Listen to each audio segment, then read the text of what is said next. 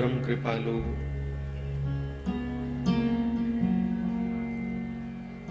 परम दयालु,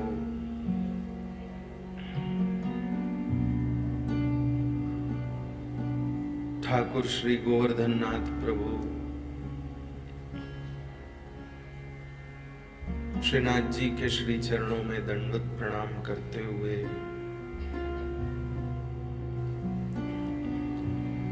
जगत जननी गौ माता के श्री चरणों में दंडवत प्रणाम करते हुए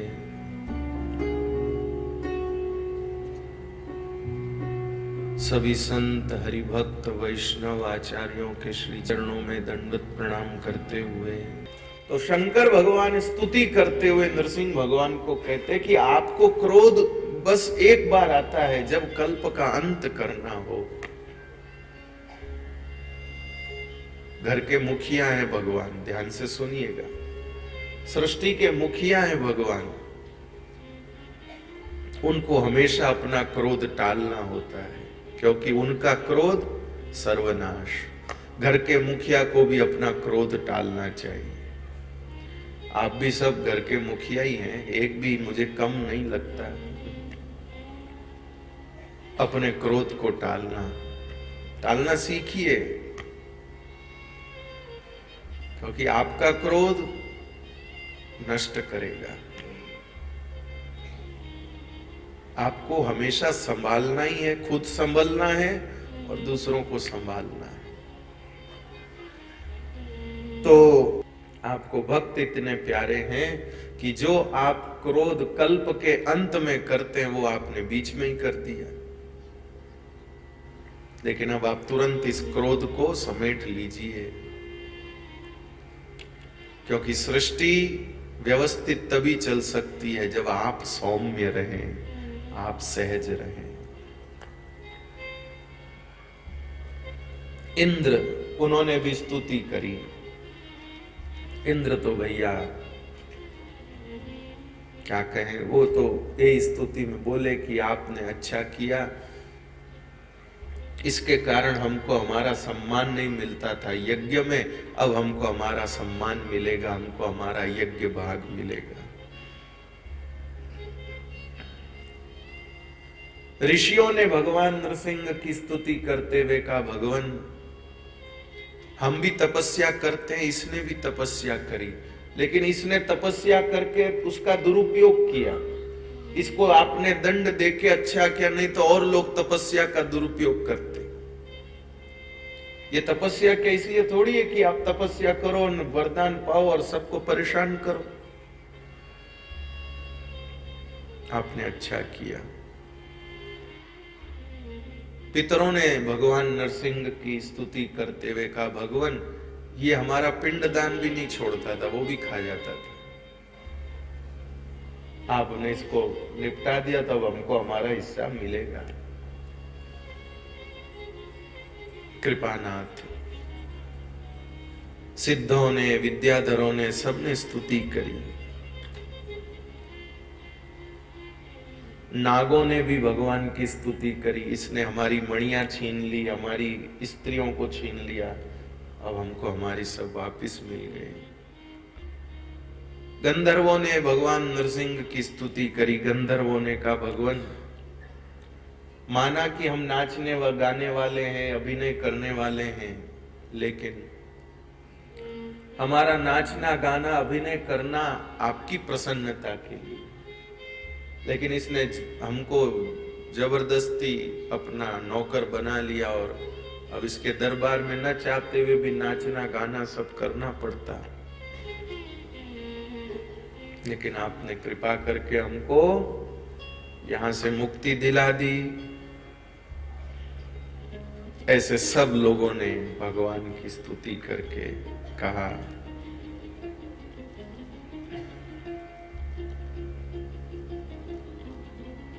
कृपानाथ, इस प्रकार भगवान नरसिंह वहां से अंतर्ध्यान हो जाते हैं। इसके बाद में सनातन धर्म के स्वरूप का वर्णन श्री सुखदेव जी महाराज करते हैं।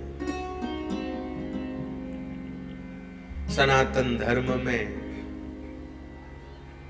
4 तो वर्ण हैं और 4 आश्रम हैं। ब्राह्मण, क्षत्रिय, वैश्य और शूद्र, ये 4 वर्ण हैं। ये 4 वर्ण बोले तो सृष्टि की जिम्मेदारी है। ये इसमें कोई छोटे बड़े की बात नहीं है। सुनिएगा जरा, मेहरबानी करके ध्यान देके जी हो। कभी मां जब दीपावली आती है तो घर में सब बच्चों की छुट्टियां रहती हैं,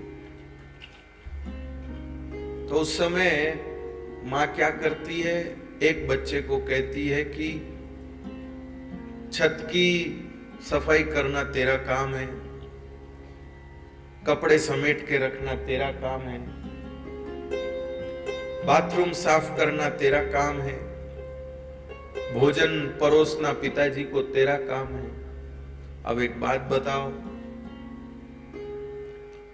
जिसको भोजन परोसने को कहा वो बड़ा हो गया और जिसको बाथरूम साफ करने को कहा वो छोटा हो गया क्या? बोलिए ना। अरे भाई, मां ने घर के काम को बांटा है, तू ये कर भाई, तू ये कर, तू ये कर। बांटने से ही तो काम पूरा होगा, एक ही सब काम थोड़ी कर सकेगा। तो मां ने कार्य को बांटा है घर की व्यवस्था के लिए, इसमें कोई छोटा बड़ा नहीं होता। ऐसे ही भगवान ने भी इस सृष्टि की व्यवस्था के लिए वर्ण बना करके कार्य बांटे। भाई तुम ये काम करो, तुम ये काम करो, तुम ये काम करो, इसलिए कोई छोटा बड़ा नहीं। अब कोई अपनी बुद्धि का परिचय देके छोटे बड़े करते रहे तो उनकी अपनी मानसिकता।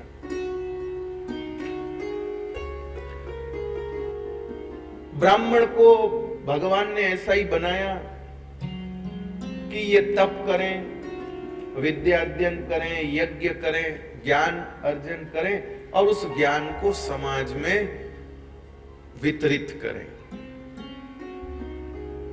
समाज में वितरित करें, समाज को अपनी तपस्या से, अपने ज्ञान से लाभान्वित करें। यह काम उनको दिया। क्षत्रिय का स्वरूप ही भगवान ने ऐसा बनाया कि वो सबकी सुरक्षा करे,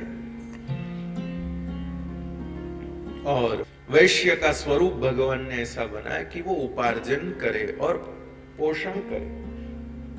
कृषि गौरक्ष वाणिज्यम वैश्य कर्म स्वभावजम। खेती करे,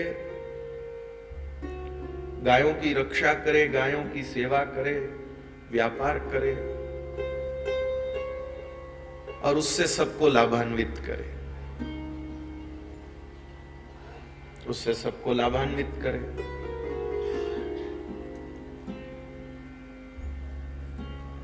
और क्षुद्र को ऐसा भगवान ने स्वरूप दिया कि वो सबकी सेवा करे, सबकी सेवा करे।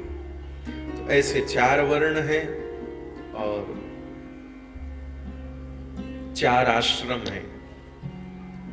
ब्रह्मचर्याश्रम, गृहस्थाश्रम, वानप्रस्थाश्रम और संन्यासाश्रम। तो भैया सबसे पहला ब्रह्मचर्य आश्रम, आयु के प्रथम 25 वर्ष। अब यहां बताने की तो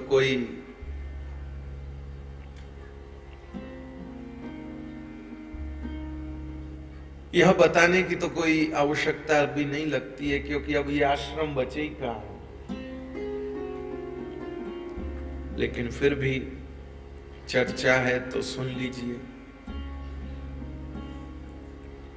गुरु आज्ञा में गुरु के सामीप रह करके विद्या अध्ययन करना और जो मर्यादा, जो अनुशासन गुरु जी बनाते हैं उसका पालन करना, आयु के प्रथम 25 वर्ष तक, ये है ब्रह्मचर्य आश्रम।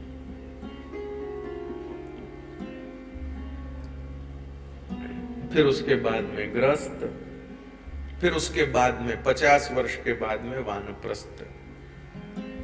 उसमें पति पत्नी दोनों अपने किसी तीर्थ में, धाम में जाकर के साधक की तरह रहे और 75 वर्ष के बाद में फिर दोनों अपना अपना रास्ता, पत्नी वहीं धाम में रहकर भगवत भजन करे और पुरुष जो है वो वन में जाकर तपस्या करे और अपना एकांतिक समय करे।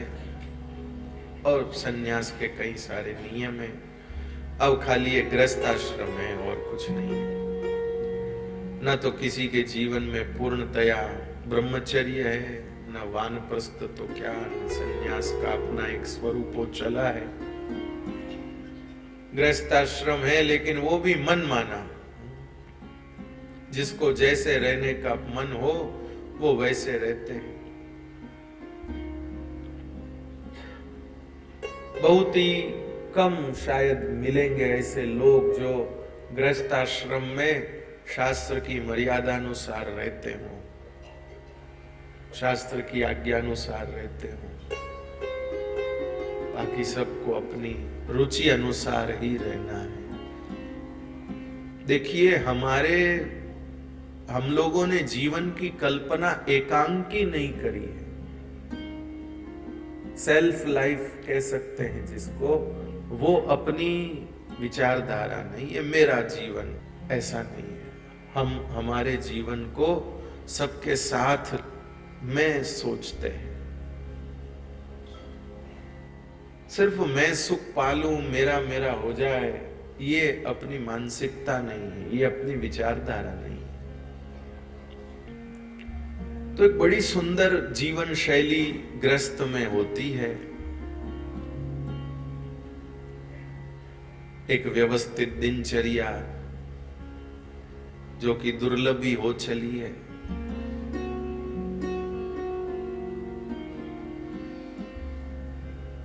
प्रातः काल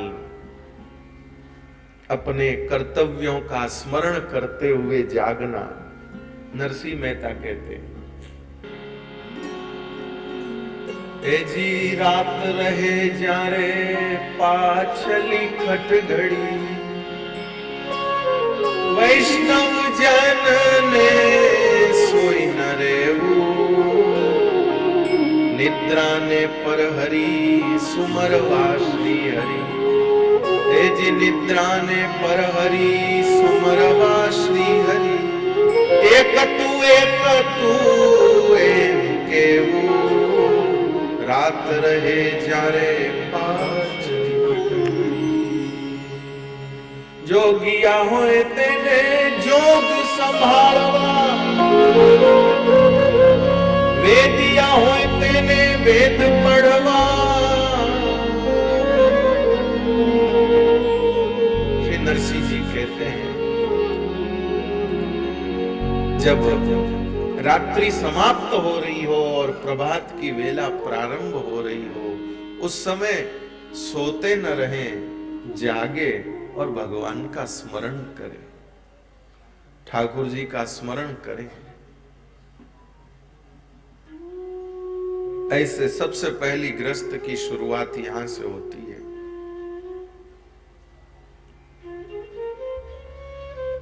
उगते हुए सूर्य का अर्चन करें, उसका स्वागत करें।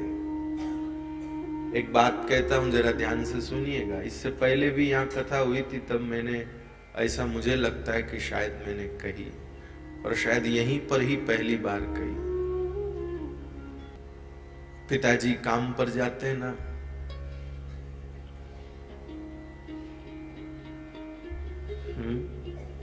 पिताजी काम पर जाते हैं तो सोचते हैं कि मैं जब लौट के घर जाऊंगा तो मेरे छोटे छोटे बच्चे उत्साह के साथ मेरी ओर आएंगे, तो मेरे पास में कुछ उपहार होना चाहिए जो मैं उन्हें दूं। तो पिताजी अपनी कमाई जो हुई है उस कमाई से कुछ उपहार खरीदते हैं, फल, खिलौने, मिठाई या चॉकलेट, कुछ भी कह सकते हैं। और जब वो घर आते हैं तो बच्चे दौड़कर सामने जाते हैं, पिताजी आए, पिताजी आए, पिताजी आए। और पिताजी उस समय अपने जेब में से जो भी लाए हैं वो सबको पकड़ाते, लो लो लो। लेकिन सोचिए, पिताजी ऐसे सब उपहार आदि लेकर के आए पूरे चाव से, लेकिन सामने कोई बच्चा ही ना आवे तो पिताजी को कैसा लगेगा? आप भी तो सब बाप लोग हैं, कल्पना करिए। आप इतने चाव से उनके लिए कुछ उपहार लाएं और कोई सामने ही ना आए, अपने मोबाइल में ही मस्त हो वो, तो आपका मन कितना छोटा हो जाएगा, उदास हो जाएगा कि अरे हम तो बताओ। ऐसे ही कृपानाथ प्रातः काल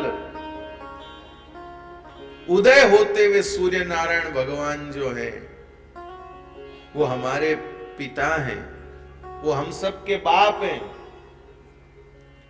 हम सबके बाप सूर्य नारायण भगवान हैं, इसलिए जब उनको ग्रहण लगता तो हम सबको सूतक लगता है। नहीं तो काय को सूतक लेके बैठ रहते हो भाई?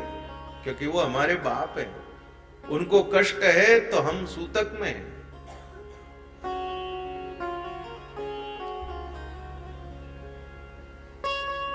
तो सूर्य नारायण भगवान दिन भर भगवान की ड्यूटी करते हैं। भगवान ने जो उनको जिम्मेदारी सौंपी,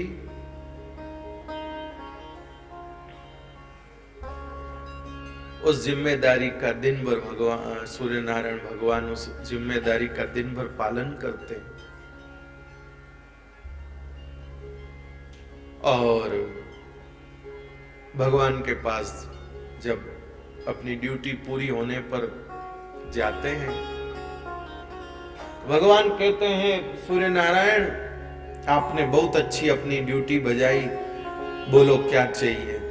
तनख्वाह, पगार, मजूरी, बख्शीश। तो सूर्य नारायण भगवान कहते हैं भगवान मुझे अपने लिए कुछ नहीं चाहिए, मेरी कोई आवश्यकता ही नहीं, क्योंकि मेरा समय तो ड्यूटी में ही चला जाता है, मैं घूमने कहां जाऊं? अभी यहां ड्यूटी पूरी होगी, थोड़ी देर में फिर कहीं शुरू हो जाएगी। बस भगवान अगर आप खुश हैं तो मेरी झोली में कुछ अच्छे गुण डाल दीजिए, कुछ अच्छे भाव डाल दीजिए, कुछ अच्छी उपलब्धियां डाल दीजिए, कुछ अच्छे परमाणु डाल दीजिए। मैं जा रहा हूं, मेरे बच्चे मेरा स्वागत करने के लिए मेरे सामने आएंगे तो मैं ये उनको दे दूंगा, बस ये मेरी दौर झोली में डाल दीजिए। भगवान उनकी झोलियों को समृद्धि से, सुख से, आनंद से, सद्गुणों से, सद्विवेक से, सद्भाव से, सद्गुणों से भर देते हैं। और वो झोली भरकर सूर्य नारायण भगवान प्रातः काल आते हैं। लेकिन बुरा न माने, हम में से कितने बच्चे हैं जो दौड़कर सूर्य नारायण भगवान के सामने सुबह सुबह जाते हैं, हमारे बाप आ रहे हैं, हमारे बाप आ रहे हैं। कोई नहीं जाते। घर के लोग जगाते, अब तो उठ जाओ, सूर्य एकदम, अब तो उठ जाओ, 9 बज गए हैं, अब तो उठ जाओ, 8 बज गए। तो वो जो सूर्य नारायण भगवान हम लोगों को उपहार देने के लिए लाते हैं, वो उपहार ऐसे ही रह जाते हैं। इसलिए भैया, गृहस्थ का सबसे पहला क्रम है उसका प्रातः काल का जागरण। सबसे पहली शुरुआत उसके दिन की, उसके समय पर जागने से शुरू होती है। फिर उसके बाद, जागने के बाद करते क्या हैं? उष्ण पेय का पान। उठते ही सबसे पहला चिंतन क्या? उष्ण पेय का चिंतन। जी प्रातः समय रवि उगता पहला, जी प्रातः समय रवि उगता पहला, जी बढ़ ली जो राम कहे। प्रातः समय रवि उगता पहला, प्रातः समय रवि उगता पहला, जी बढ़ ली जो राम कहे। प्रेम धरी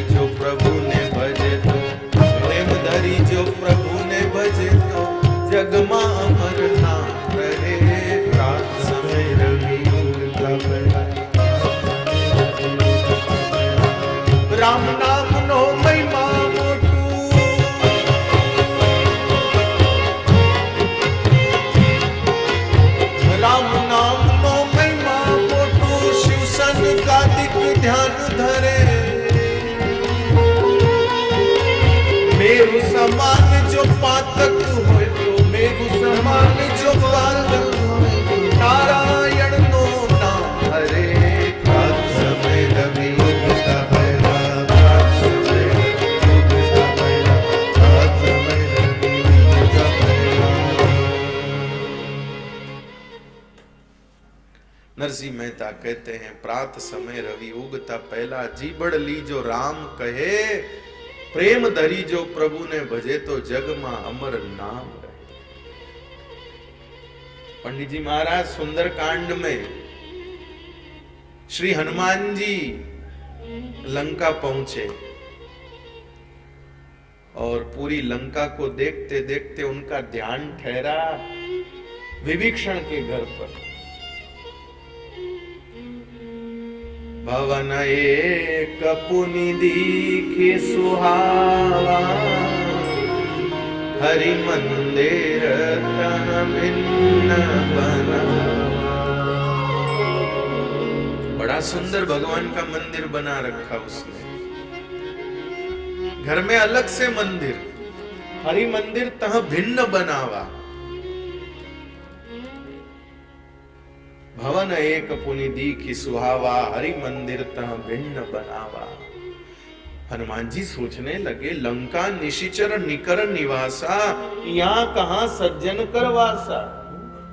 ये लंका तो राक्षसों की नगरी है, यहाँ कौन सज्जन आदमी है जिसने अलग से मंदिर बना रखा है। और थोड़ा नजदीक जाके देखा तो रामायुध अंकित ग्रह, शोभा वर्णी न जाए, भगवान के आयुधों के चिन्ह बने हुए हैं, राम राम भी लिखा हुआ है।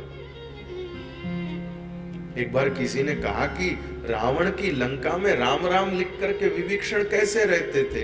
रावण को पता चल गया किसने अपने घर के बाहर राम राम लिखा है, तलवार लेके मारने आ गया विभीषण को। मेरे राज्य में तूने राम राम कैसे लिख दिया अपने घर पर। बोले भाई साहब दीवार छोटी थी, आपका और भाभी का नाम लिखना था, पूरा लिख नहीं सकता था, इसलिए आपके नाम का पहला, भाभी के नाम का पहला। बोले ठीक है फिर लिख ले, कोई बात नहीं। कई बार कुछ अनुमतियां मिलती नहीं है, युक्ति से लेनी पड़ती। तो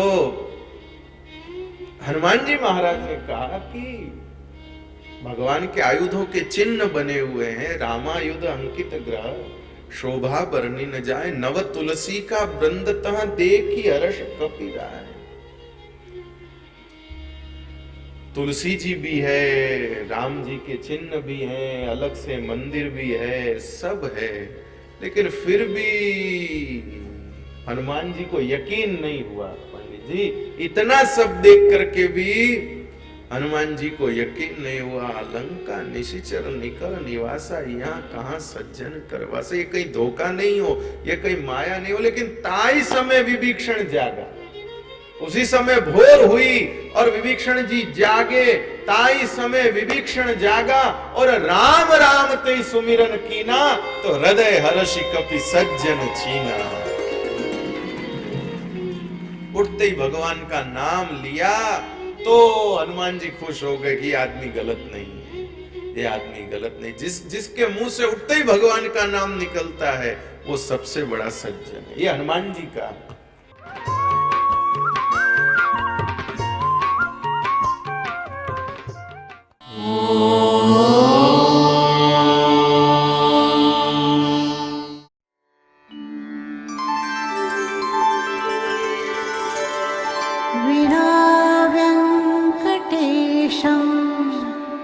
ननाथो ननाथः सदा वेङ्कटेशं स्मरामि स्मरामि। हरे वेङ्कटेश प्रसीद प्रसीद। प्रियं वेङ्कटेश प्रयच्छ प्रयच्छ।